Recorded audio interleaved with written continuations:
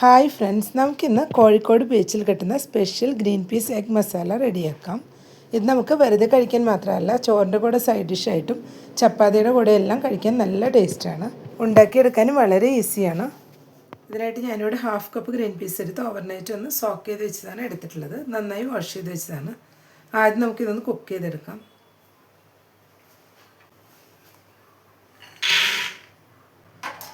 Green peas ഇപ്പോൾ കുക്കറിലോട്ട് ഇട്ട് കൊടുത്തിട്ടുണ്ട്. ഇതിലോട്ട് 1/4 ടീസ്പൂൺ മഞ്ഞൾപ്പൊടി ചേർത്ത് കൊടുക്കാം. ഗ്രീൻ പീസിലോട്ട് പിടിക്കാൻ ആവശ്യമായിട്ടുള്ള അല്പം ഉപ്പ് കൂടെ ഇപ്പോൾ ചേർത്ത് കൊടുത്തിട്ടുണ്ട്.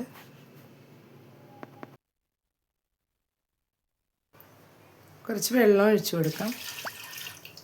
ഇനി കുക്കർ മൂടി വെച്ച് നന്നായി തന്നെ ഇതൊന്ന് കുക്ക് ചെയ്തെടുക്കാം.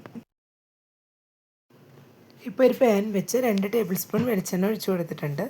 ആദ്യം നമുക്ക് ഇതിലോട്ട് സവാള ചേർത്ത് കൊടുക്കണം. ഇതിലോട്ട് ഞാനിപ്പോൾ 2 സവാള ചോപ്പ് ചെയ്ത് വെച്ചതാണ് ചേർത്ത് കൊടുക്കുന്നത്. ഒരു പച്ചമുളക് കട്ട് ചെയ്ത് വെച്ചതും കൂടെ ചേർത്ത് കൊടുക്കുന്നുണ്ട്. ഇത് രണ്ടും കൂടി നന്നായി തന്നെ ഒന്ന് വഴറ്റിയെടുക്കാം.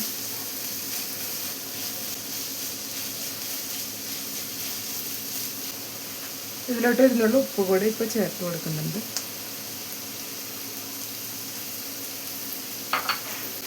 ഗ്രീൻ പീസ് കുക്ക് ചെയ്തെടുക്കുമ്പോഴും ഉപ്പ് ചേർത്ത് കൊടുത്തിട്ടുള്ളതാണ്. അതുകൊണ്ട് കുറച്ച് മാത്രം ചേർത്ത് കൊടുത്താൽ മതിയാണ്.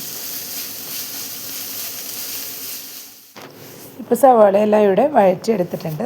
ഇനി ഇതിലോട്ട് നമുക്ക് അല്പം വേപ്പില ചേർത്ത് കൊടുക്കാം. ഇതിലേക്ക് ഒരു തക്കാളി കട്ട് ചെയ്ത് വെച്ചതും കൂടെ ചേർത്ത് കൊടുക്കാം. തക്കാളി ചെറുതാക്കി ഒന്ന് കട്ട് ചെയ്ത് വെച്ചതാണ്. ഇനി ഇതെല്ലാം കൂടെ ഒന്ന് വഴറ്റിയെടുക്കാം. തക്കാളി എല്ലാം ഒന്ന് നന്നായി തന്നെ ഒന്ന് വഴറ്റിയെടുക്കണം.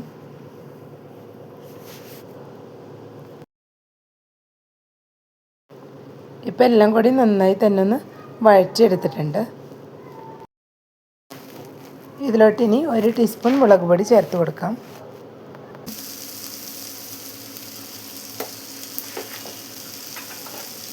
ഹാഫ് ടീസ്പൂൺ പെപ്പർ പൗഡർ ചേർത്ത് കൊടുക്കുന്നുണ്ട്.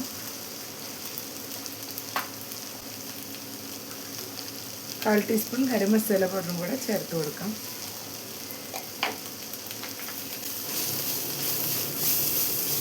ഇപ്പം എല്ലാം കൂടി നന്നായി തന്നെ ഒന്ന് മിക്സ് ചെയ്ത് കൊടുത്തിട്ടുണ്ട്. ഇതിലോട്ട് ഇനി 4 എഗ്ഗും കൂടി പൊട്ടിച്ച് ഒഴിച്ചു കൊടുക്കുന്നുണ്ട്. ഇതിലോട്ട് ഇനി ഒരല്പം പെപ്പർ പൗഡർ ചേർത്ത് കൊടുക്കുന്നുണ്ട്. എഗ്ഗിലോട്ട് പിടിക്കാനുള്ള ഒരല്പം ഉപ്പ് കൂടെ ഇപ്പോൾ ചേർത്ത് കൊടുക്കാം.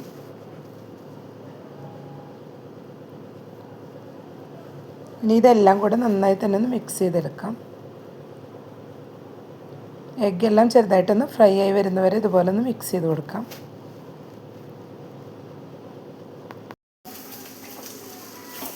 ഇനി ഇതെല്ലാം കൂടെ ഒന്ന് മിക്സ് ചെയ്ത് കൊടുക്കാം.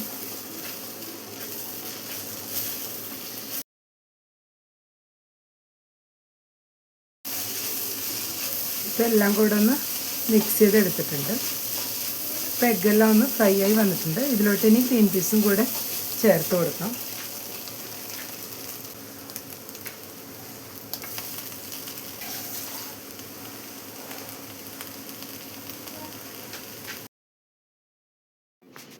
ഇനി നമുക്ക് ഗ്രീൻ പീസും എഗ്ഗും മസാലകളും എല്ലാം കൂടെ നന്നായി തന്നെ ഒന്ന് മിക്സ് ചെയ്തെടുക്കാം.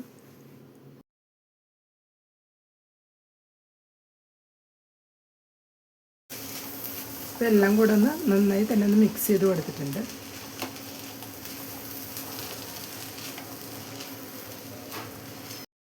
ഇതിലോട്ട് ഇനി കട്ട് ചെയ്ത് വെച്ച് അല്പം മല്ലിയില കൂടെ ചേർത്ത് കൊടുക്കാം.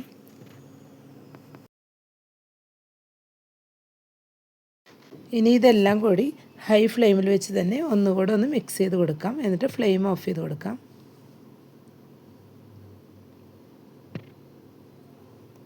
ഇപ്പോൾ നമ്മുടെ ഗ്രീൻ പീസ് എഗ് മസാല ഇവിടെ റെഡിയായി വന്നിട്ടുണ്ട്.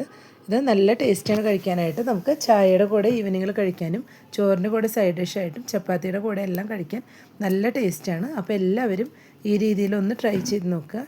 ഇഷ്ടപ്പെട്ടെങ്കിൽ ലൈക്ക് ചെയ്യാനും ഷെയർ ചെയ്യാനും സബ്സ്ക്രൈബ് ചെയ്യാത്തവർ സബ്സ്ക്രൈബ് ചെയ്ത് സപ്പോർട്ട് ചെയ്യാനും മറക്കരുത്. Thank you.